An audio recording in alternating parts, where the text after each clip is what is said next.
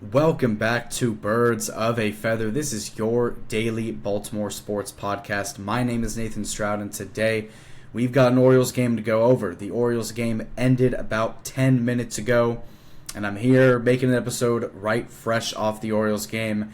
And we've got a lot to talk about regarding this game. I'll just say this off the bat. This is by far the most heartbreaking loss we've had all season long.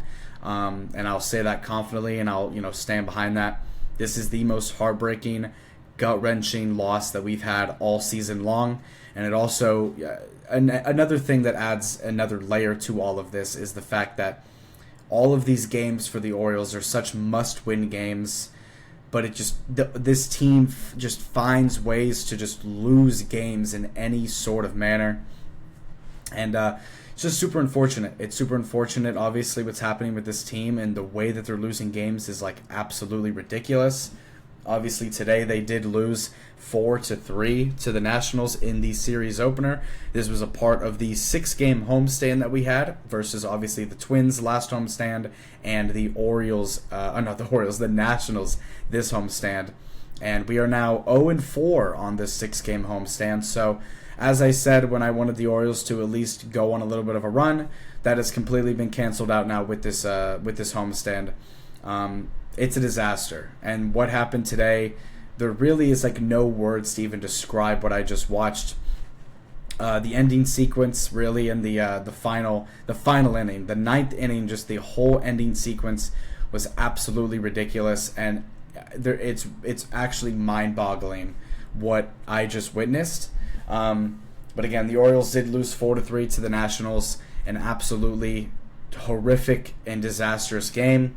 In the ninth inning, the game was tied, and the Orioles had 2 outs in the inning with a runner on second, and Felix Bautista goes to cover first. He doesn't get there in time, doesn't realize, thought that he got the base, thought that he got the out, doesn't realize that the runner on second is running around to home, and throws home too late, also throws above Adley Rutschman's head to where there was no way we could even get the out, and the runner scores from second. So, again, 2 outs in the inning, ground ball to first, Felix Bautista goes to cover, he thinks he gets it, doesn't pay attention, falls asleep at the base, doesn't pay attention to the runner trying to score from second, and that was the run that ended up being the run to put the Nationals ahead.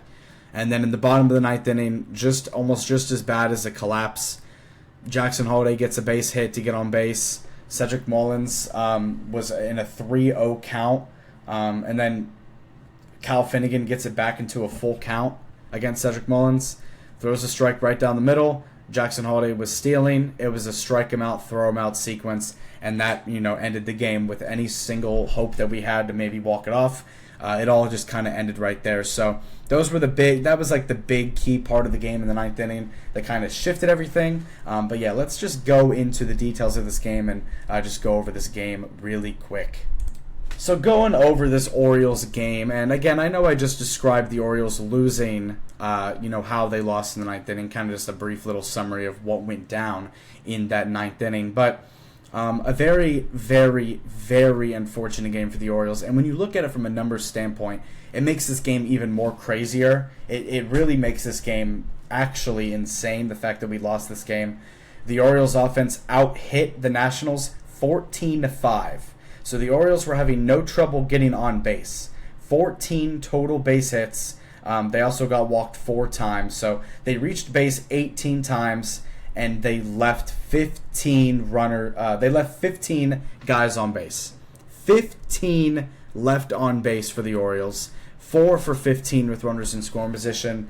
A game where the Orioles had more opportunities in this game to score runs than they've had all year. They were doing a great job with getting on base, but unfortunately, just like they've struggled with going back to the start of the second half of last year, this is almost a year straight now, going back to last season, where this team has struggled so heavily with runners in scoring position, and it is absolutely ridiculous how they only scored 3 runs tonight. They left 15 guys on base, but they had the lead for most of the game. They were up 2-1 for most of the game. Then they were up by 1 run for pretty much the entire game. They were up 2-1, then they were up 3-2.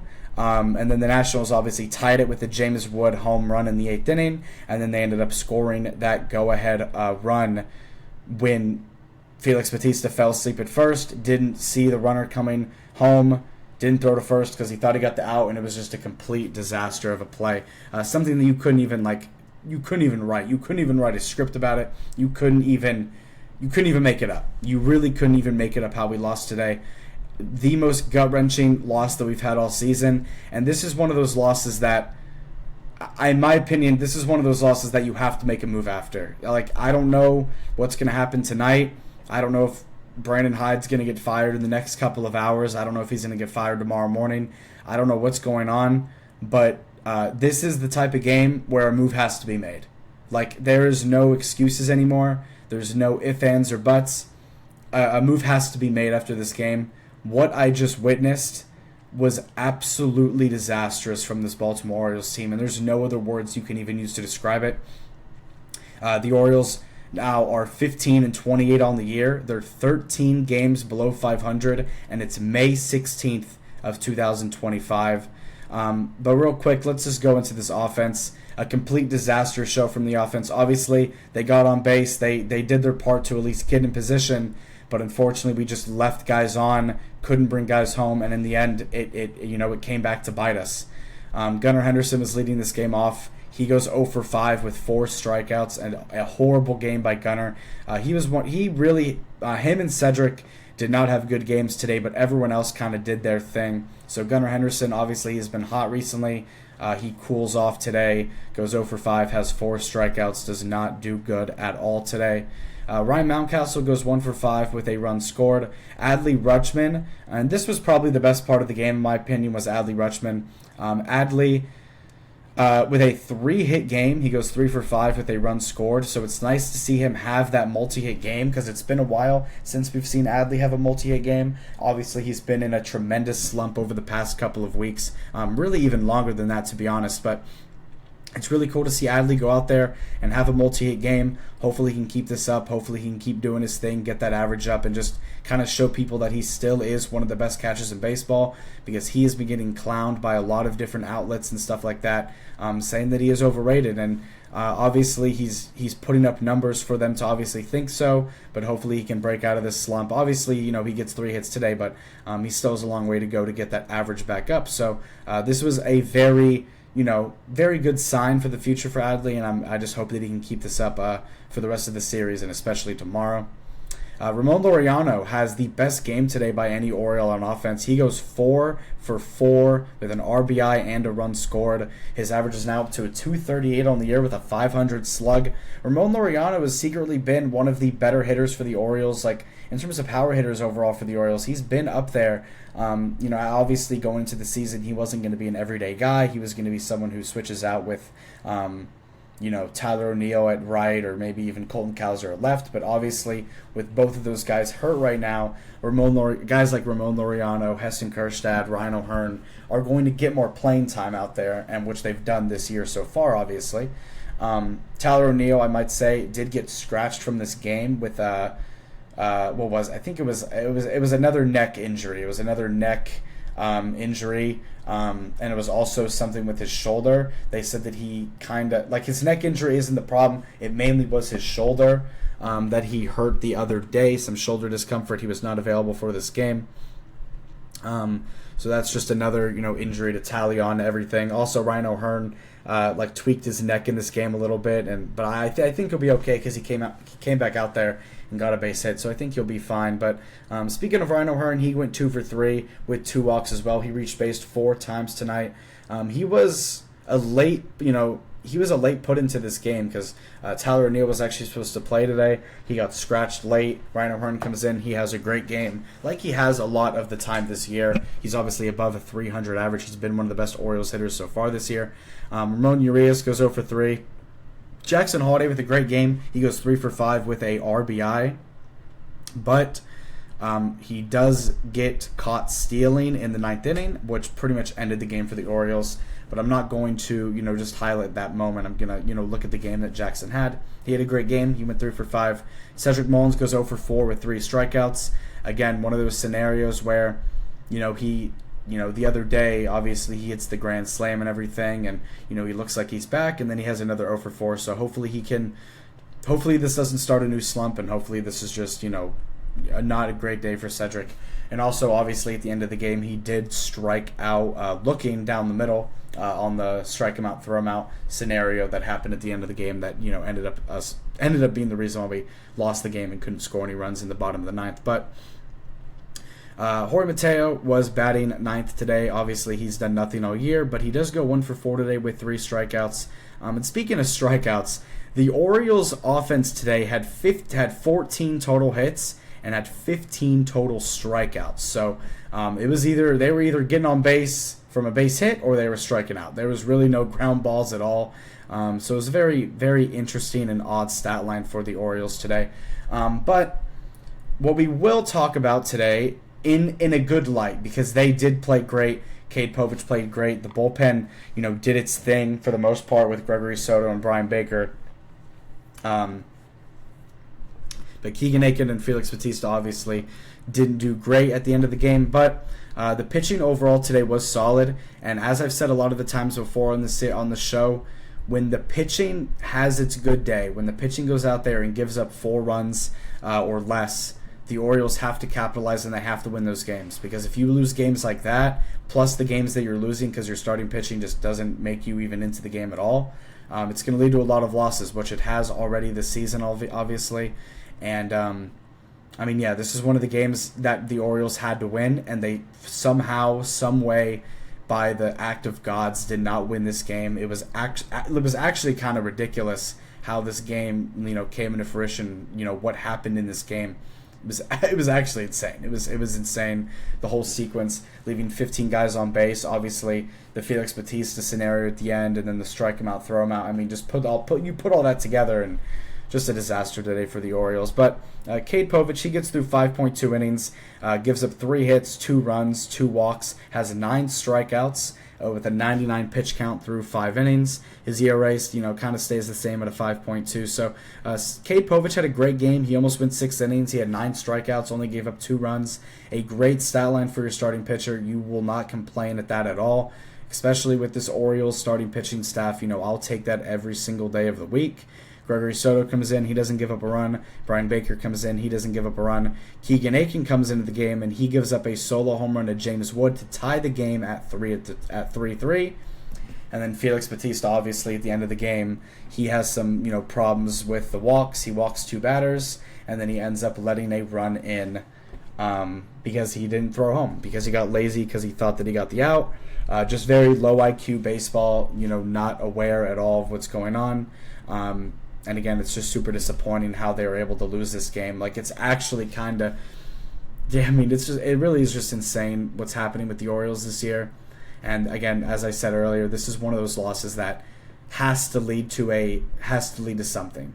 You can't lose a game like this where you're out hitting the team 14-5, and you're leaving 15 guys on base and you lose a game. You just cannot. And when you look at what happened at the end of the game as well, you add that on top of everything.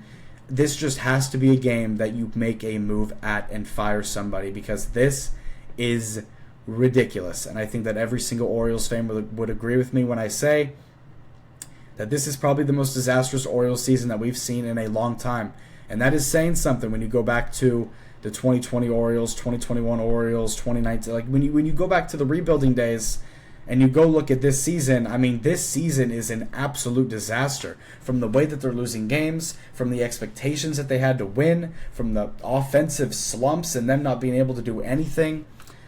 It really is, it's heartbreaking. It really is just heartbreaking what's happening to this team. And 13 games below 500. They've already this was the first game in the series opener. Obviously, we play the Nationals 6 times this season. And we lost the first series to them 2-1, and we're already down 1-0 in this series as well. So just really unfortunate what's going on with this team. Really unfortunate the direction that everything's heading. And again, they got to go out, and if they want to win this series, they have to win the next 2 games. And from what we've seen from the Orioles, them winning 2 games in a row is near impossible. But We'll see what happens. Obviously, they have to take this series. If they don't take this series, if they do not win this series by the end of this weekend, if they lose even one of the next 2 games, Brandon Hyde has to get fired. I'm sorry. I think he needs to get fired tonight. I thought he should have been fired after the playoffs last season. But, for some reason, Mike Elias and David Rubenstein make the decisions that they make. And there's nothing we can really obviously do to control that.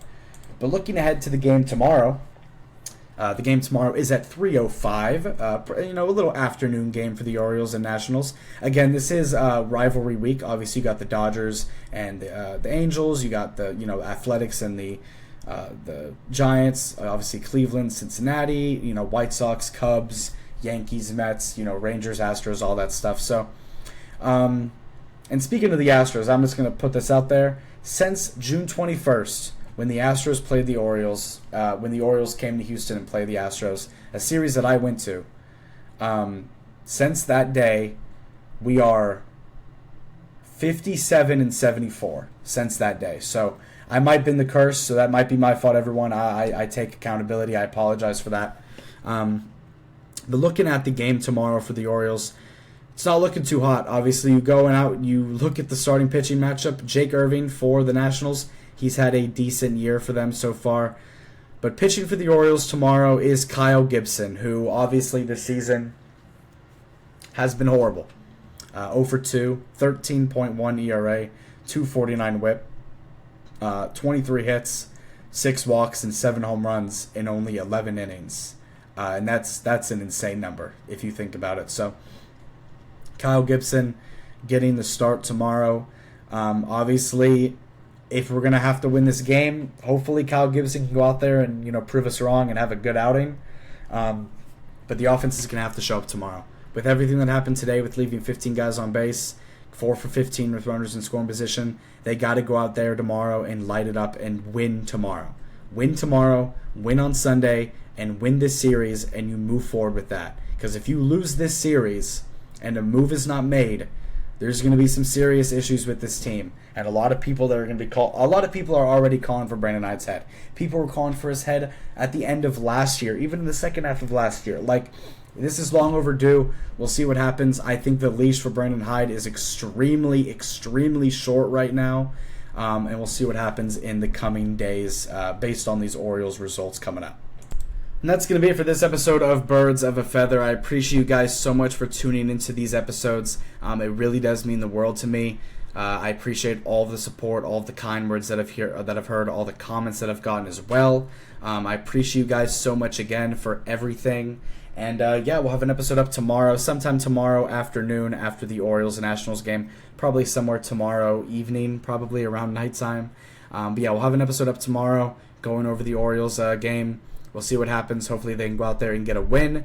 Obviously, this Orioles season has been a roller coaster, and there's been a lot of negativity. There's been a lot of negativity surrounding this Orioles team, which obviously I hope to. I don't obviously want to be negative, but at the same time, there's not really much else to really look at with this team. And obviously, you want to look at things with your glass half full instead of half empty, and you want to be very optimistic with everything. But this Orioles team is just on a downwards trajectory right now, and it's just not looking good. Obviously, and we're still going to cover every single game with this Orioles team. I plan to obviously do this podcast for a long time, and as long as you keep enjoying the content, I'm just going to keep making it. And the show is going to keep getting bigger and bigger. The production is going to keep getting better. I appreciate you guys so much again for all the support with this. I'm having a ton of fun doing this, even though sometimes I might not come on here and sound super excited over the Orioles based on just the game that they had. I really enjoy, obviously, watching this team. I love them to death. I love the Ravens. I love the Orioles. You don't have to worry about me and my loyalty with this team because obviously I love these guys to death, and it's just unfortunate what they're going through right now. And at the same time, you got to keep it real sometimes. You know what I mean? You got to keep it real. But again, thank you guys so much for watching this episode. This was episode 41. Make sure to subscribe on YouTube, follow up the channel on Spotify, and I'll see you guys sometime tomorrow night going over the episode tomorrow, or going over the game tomorrow. And I'll see you guys in the next one. Y'all have a great one. Peace out.